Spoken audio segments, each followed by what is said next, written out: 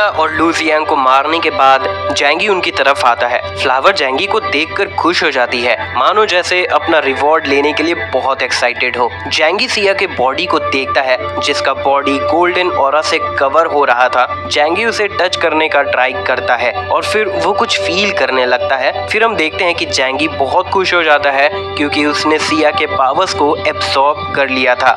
जैंगी ये रियलाइज करके बहुत खुश हो जाता है कि वो दूसरे म्यूटेंट्स के पावर्स को भी स्टोर कर सकता है, तो अब उसे कोई नहीं हरा सकता है। जैंगी बहुत खुश हो जाता है और फ्लावर को किस करने लगता है। जैंगी सिया के बॉडी को भी एब्सॉर्ब कर लेता है और फिर वो लू जियांग को देखकर सोचता है ये आदमी भी तो म्यूटेंट था, लेकिन जब मैं इसे टच कर रहा था तो मैं कोई भी एनर्जी शिफ्ट सेंस नहीं कर पा रहा हूँ। ये बहुत अजीब है, क्या ये सच में म्यूटेंट था? जैंगी उनके बॉडीज को एब्सॉर्ब कर लेता है और ब्लड भी साफ कर देता है। जैंगी बहुत कंफ्यूज था और सोचता है ये वर्ल्ड अब बहुत अजीब होता जा रहा है और खतरा भी मेरे लाइफ में काफी बढ़ते जा रहा है। जैंगी अपने स्नो एसयूवी से घर वापस जाता है। वहाँ बाकी फैमिली मेंबर्स भी जाग चुके थे। वो घबराए हुए थे और जैंगी और फ्लावर का वेट कर रहे थे। जब जैंगी घर वापस आता है वो जो और यांगमी को लिविंग रूम में देखता है और सभी उसे देखकर रिलैक्स हो जाते हैं। जैंगी बताता है आज मैंने 2 म्यूटेंट्स को मारा, वो मुझे डराने आए थे, तो हो सकता है कि हम बहुत ही जल्द एक बड़े ऑर्गेनाइजेशन से फेस ऑफ करने वाले हैं। खैर ये तो होना ही था, लेकिन हमें उनका सामना करने के लिए तैयार रहना होगा। जैंगी काफी थक चुका था और वो सोने चला जाता है। उठने के बाद वो लिविंग रूम में आता है। वहाँ शिनशिन उसका ही वेट कर रही थी क्योंकि उसने कुछ पता कर लिया था जो वो जैंगी को इन्फॉर्म करना चाह रही थी। वो बताती है मैंने उन म्यूटेंट्स के डिवाइसेस को चेक किया जिन्हें तुमने कल रात लाया था। मुझे पता चला कि वो वेस्ट माउंटेन बेस नाम के ऑर्गेनाइजेशन से आए थे। ये ऑर्गेनाइजेशन काफी बड़ा है, वहाँ बहुत सारे सर्वाइवर्स हैं और उनका हायरार्की भी चल रहा है। उनके पास पावरफुल आर्म्ड फोर्सेस हैं और म्यूटेंट्स का इलाइट ग्रुप भी है जिसमें बहुत से एक्स स्पेशल सोल्जर्स भी हैं। जैंगी बहुत हैरान हो जाता है क्योंकि उसने इतना कुछ उम्मीद नहीं किया था। जैंगी कहता है कि नॉर्मल सोल्जर्स मेरे लिए खतरा नहीं है, लेकिन अगर उनके पास फिर से कोई ऐसा म्यूटेंट हो जो दीवार से फेस कर सकती हो तो थोड़ी परेशानी हो सकती है। मेरा शेल्टर नॉर्मल वेपन्स को भी झेल सकता है। जब तक मैं बाहर नहीं जाता हूँ कोई भी मेरा कुछ भी नहीं बिगाड़ पाएगा। जैंगी स्माइल करते हुए शिनशिन को देखता है। जैंगी ने हमेशा उम्मीद की थी कि जो उसे टारगेट कर रहा है वो पावरफुल ही होगा और अब शिनशिन के इंफॉर्मेशन से सब कुछ कंफर्म हो चुका है। अब वो और अच्छे से प्रिपरेशन कर सकता है। वो शिनशिन का सर सहलाता है और कहता है शिनशिन तुम सच में कमाल हो। शिनशिन बहुत प्राउड फील करने लगती है और कहती है ये तो कुछ भी नहीं है, मुझे बस थोड़ा और टाइम दे दो, फिर मैं वेस्ट माउंटेन बेस के नेटवर्क्स को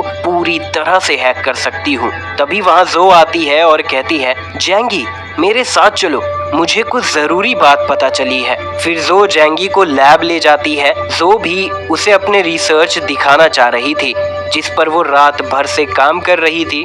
जो उसे माइक्रोस्कोप के पास ले आती है और बताती है कि मैंने नोटिस किया इन लोगों के सेल्स में आम इंसान के मुकाबले 10 गुना ज्यादा मूवमेंट्स है और जैसे उनके ग्लाइकोजन रिएक्ट करते हैं एनर्जी बनाने के लिए, ये भी काफी कमाल है, खास करके उनके ब्रेन सेल में। इसीलिए मुझे ऐसा लग रहा है कि जो सुपर पावर्स आते हैं वो ब्रेन से ही आते हैं। ये जानकर जैंगी हैरान हो जाता है और याद करता है इसीलिए जब मैं उस लड़की के पावर से एब्सॉर्ब कर रहा था मैं अपने ब्रेन में प्रेशर फील कर रहा था। जैंगी उसकी तारीफ करता है कि ये डिस्कवरी बहुत कमाल है। ये सुनकर जो बहुत गुस्सा हो जाती है और कहती है मैंने ये पता करने के लिए बहुत मेहनत की है और तुम बस मेरी इतनी सी तारीफ कर रहे हो। तुम्हें जरा भी अंदाजा नहीं है ये कितना इम्पोर्टेंट है। फिर जो सीरियस होकर बताती है कि अब तक हमें ऐसा लगता था कि गामा रेस की वजह से सभी के अंदर म्यूटेशन हुआ था, लेकिन इसका प्रोबेबिलिटी बहुत लो है और बहुत से रिजल्ट्स नेगेटिव रहे हैं।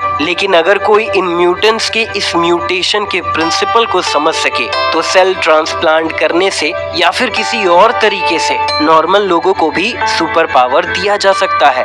जैंगी बहुत हैरान हो जाता है और पूछता है तो तुम्हारा मतलब फ्यूचर में सभी लोगों के पास सुपर पावर्स होंगे? तभी जो लू जियांग के सेल्स को दिखाते हुए कहती है ये आदमी एक मैन मेड मेड म्यूटेंट है। इसका सेल म्यूटेशन नेचुरल म्यूटेशन से काफी ज्यादा अलग है जो उस लड़की का था। इस आदमी के बॉडी में बहुत से सेल्स खराब हो चुके हैं। ऐसा लगता है कि ये एक डिफेक्टिव प्रोडक्ट था। ये सुनकर जैंगी थोड़ा रिलैक्स हो जाता है। तो ये एक मैन मेड म्यूटेंट था, इसीलिए इसके पास सिर्फ स्पीड और एजिलिटी था। तब तो अंकल यू और चुनले इन्हें आराम से हरा सकते हैं। और इसका मतलब ये भी है कि वेस्ट माउंटेन का इलाइट म्यूटेंट फोर्स ऐसे ही डिटेक्टिव पीसेस से भरा हुआ होगा। फिर जैंगी कैरन से मिलने जाता है, जहां वो उसे मटेरियल का लिस्ट देती है एक्सप्लोजिव्स बनाने के लिए। जैंगी वो लिस्ट देखता है और कहता है ये लिस्ट तो थोड़ा बड़ा है, लेकिन चिंता मत करो, मैं ये सारे सामान ले आऊंगा। जैंगी फिर ट्रेनिंग करने के लिए जाता है क्योंकि वो चेक करना चाह रहा था कि उसका एबिलिटी कितना इम्प्रूव हुआ है।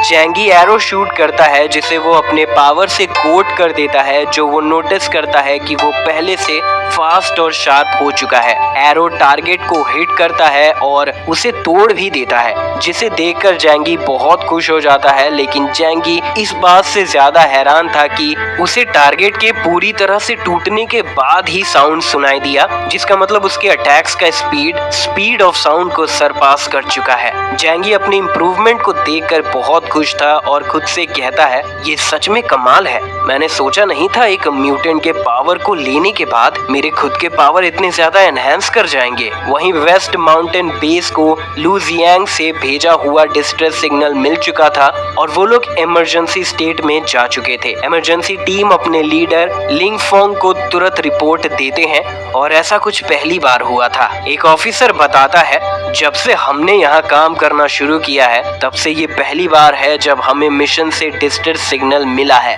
मैंने सिग्नल का डायरेक्शन पता कर लिया है, लेकिन हम ऐसे ही एक्शन नहीं ले सकते हैं। हमें पहले लीडर चिनशिन येन का ऑर्डर चाहिए होगा। लिंग फोंग कहता है उसकी चिंता तुम मत करो, मैं तुरंत लीडर का ऑर्डर लेकर आता हूँ। लिंग फोंग अपने सबऑर्डिनेट्स को बचाने के लिए डेडिकेटेड था और वो तुरंत लीडर का ऑर्डर लेने चला जाता है। लिंग फोंग सेक्रेटरी गेरो के पास जाता है और बताता है कि हमारे बहुत से लोग मारे गए हैं स्नो डिजास्टर की वजह से और उस एक्सपेरिमेंट के वजह से भी जो उन्हें म्यूटेंट बनाने के लिए किया जा रहा है।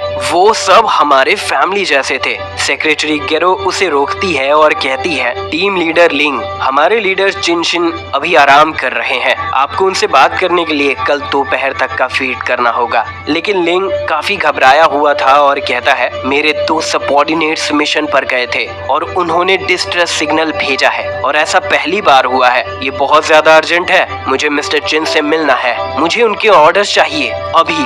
फिर गेरो थोड़ा स्माइल करते हुए कहती है लीडर लिंग, मैं तुम्हारी फीलिंग्स को समझ सकती हूँ, लेकिन मिस्टर चिन का रेस्ट करना भी उतना ही जरूरी है, हम उन्हें अभी डिस्टर्ब नहीं कर सकते हैं। ये सुनकर लिंग बहुत गुस्सा हो जाता है और चिल्लाता है मेरी टीम वहाँ मुसीबत में है, उन्होंने मदद के लिए डिस्ट्रेस सिग्नल भेजा है, अगर हम और लेट करते हैं तो वो मर भी सकते हैं, क्या तुम्हें समझ नहीं आता? इस पर गेरो उसे समझाती है शांत हो जाइए लीडर लिंग, आपको अपनी टीम पर भरोसा करना चाहिए, वो सभी स्पेशल ऑफिसर्स हैं, उनके कॉम्बैट स्किल्स भी अच्छे हैं, तो वो अपने आप को बचा सकते हैं। लिंग ये सब सुनकर काफी गुस्सा हो चुका था और वो गेरो को मारना भी चाह रहा था, जो वो काफी कंट्रोल कर रहा था। पर गेरो जानती थी कि अथॉरिटी उसके पास है और वो कहती है अगर मिस्टर चिन रेस्ट नहीं कर पाते हैं तो फिर पूरे बेस का सिक्योरिटी अफेक्ट कर जाएगा और तुम्हें ये पता होना चाहिए कि वेस्ट माउंटेन बेस में लीडर सबसे ऊपर है।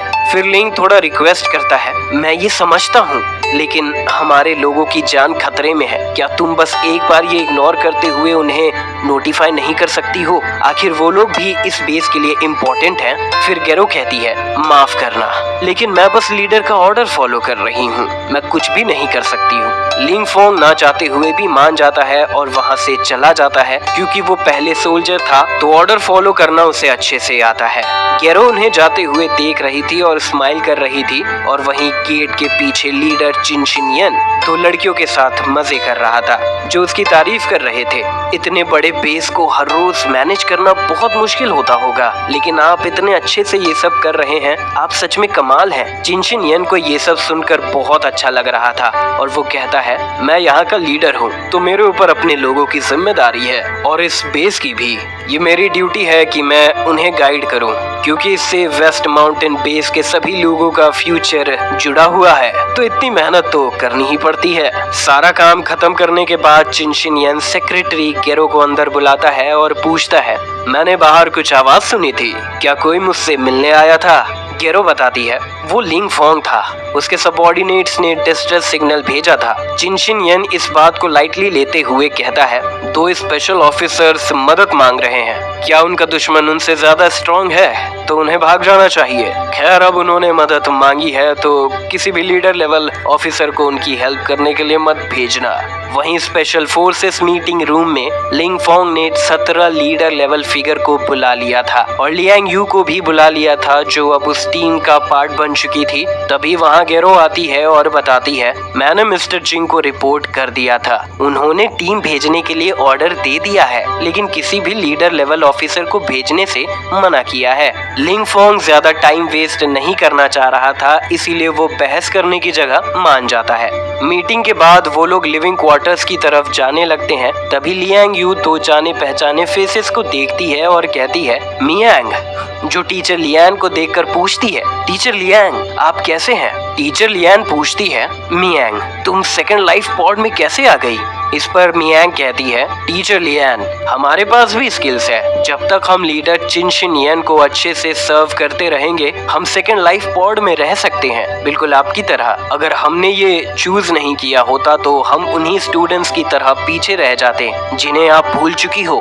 लियान कंफ्यूज हो जाती है, मैं उन्हें भूल गई, ये तुम क्या कह रही हो? मियांग टीचर को और भी कुछ कहना चाह रही थी, लेकिन उसे शिमोले रोक लेती है, वो दूसरी लड़की जो उसके साथ थी। तुम्हें कुछ ज्यादा कहने की जरूरत नहीं है, वरना दिक्कत हो सकती है। टीचर उनसे बात करना चाह रही थी, लेकिन मियांग कहती है उसे अब कुछ और नहीं कहना है। फिर शिमोले कहती है, अगर आपको जानना है क्या हुआ है तो ये आपको खुद पता करना चाहिए। जब से आपने हमें छोड़ दिया तब से एक एक करके स्टूडेंट्स को कहीं ले जाया गया और वो कभी वापस नहीं आए। खैर जो भी हो, आप सेकंड लाइफ पॉड की मेंबर हो तो फोर्थ लाइफ पॉड वालों की चिंता मत करो, अच्छा होगा अब से आप यही सोचे कि कुछ भी नहीं हुआ था। ये कहकर वो वहाँ से चली जाती है। टीचर लियान बहुत कंफ्यूज हो चुकी थी, क्योंकि उसने अपने स्टूडेंट्स को बचाने में बहुत स्ट्रगल किया था और अब वो ऐसे गायब हो रहे हैं जिसकी उसे जरा भी उम्मीद नहीं थी। वो सोचती है कहीं ऐसा तो नहीं कि उन्हें किसी नए जगह पर भेज दिया गया है और कोई भी उनके बारे में नहीं जानता।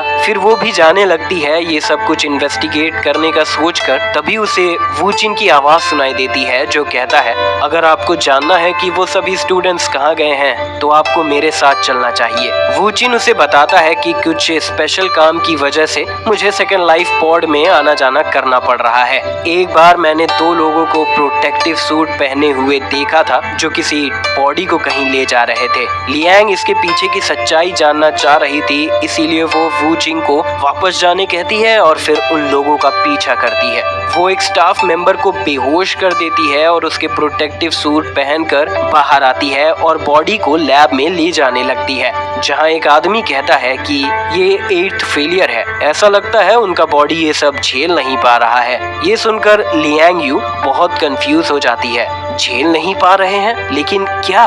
फिर वो देखती है कि वो आदमी बॉडी को एक ऑपरेटिव कंसोल में रख देते हैं और फिर थोड़ी देर आग लगाने के बाद वो एक मशीन से व्हाइट सब्सटेंस निकालते हैं। लियांग यू ये देखकर समझ जाती है कि ये तो वही चीज है जो हमने यहाँ पर आते हुए खाया था। तो ये लोग मरे हुए लोगों को खाना बना रहे हैं फोर्थ लाइफ पॉड में लोगों के खाने के लिए। फिर वो एक आदमी को बोलते हुए सुन लेती है, लगता है हमारे पास बनाना फ्लेवर खत्म हो गया है, तो चलो आज मैंगो फ्लेवर यूज करते हैं। वो आदमी एक ग्लास में वो व्हाइट लिक्विड लेता है और कहता है इसमें प्रोटीन भरा हुआ है और ये बहुत न्यूट्रिशियस है। ये इग्नोर करते हुए कि ये कैसे बना है, तो ये असल में बहुत अच्छा है एनर्जी के लिए, चलो इसे अच्छे से बनाते हैं ताकि वो इसे खाकर पेडल करते रहे। उस खाने के सीक्रेट को डिस्कवर करने के बाद लियांग को उल्टी आने लगती है। वो बाथरूम जाती है और उल्टी करने लगती है और सोचती है तो जो स्टूडेंट्स गायब हो रहे हैं उनके साथ ये किया जा रहा है, मुझे लगा था वो फोर्थ लाइफ पॉड में सेफ रहेंगे। भले ही उन्हें थोड़ा स्ट्रगल करना पड़ेगा, लेकिन ये सब बहुत गलत है, हमारे साथ गलत हो रहा है। अगर मुझे पता होता कि ऐसा कुछ होने वाला है तो मैं एजर स्काई एकेडमी में ही रहना पसंद करती।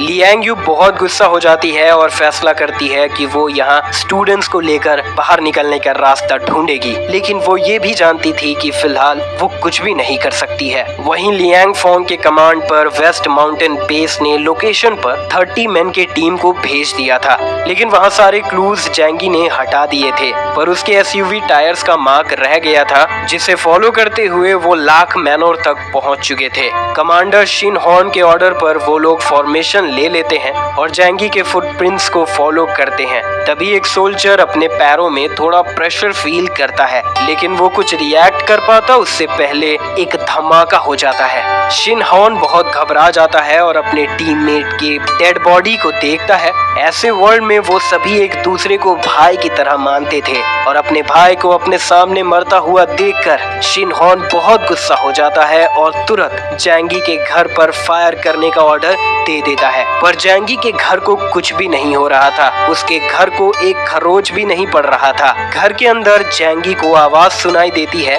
और वो बेसमेंट से ऊपर लिविंग रूम में आ जाता है। जैंगी देखता है कि वेस्ट माउंटेन बेस ने अटैक कर दिया है। वो तुरंत विला के एआई को टर्न ऑन करता है और ऑप्टिकल प्रोटेक्शन डिवाइस को एक्टिवेट करवा देता है और फिर पूरा विला एक प्रोटेक्टिव लेयर से घिर जाता है। इससे जैंगी अंदर से बाहर देख सकता था, लेकिन कोई भी बाहर से अंदर नहीं देख सकता था।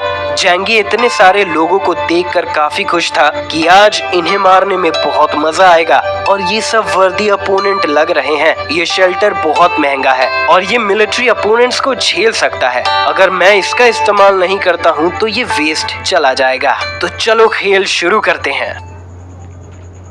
तो दोस्तों इसी के साथ ये पार्ट यहाँ पर खत्म होता है। अगले पार्ट में हम देखेंगे कि जैंगी सभी को कैसे मारता है। अगर आपको ये वीडियो अच्छी लगी हो तो वीडियो को लाइक करें, शेयर करें। मिलते हैं नेक्स्ट वीडियो में, तब तक के लिए बाय।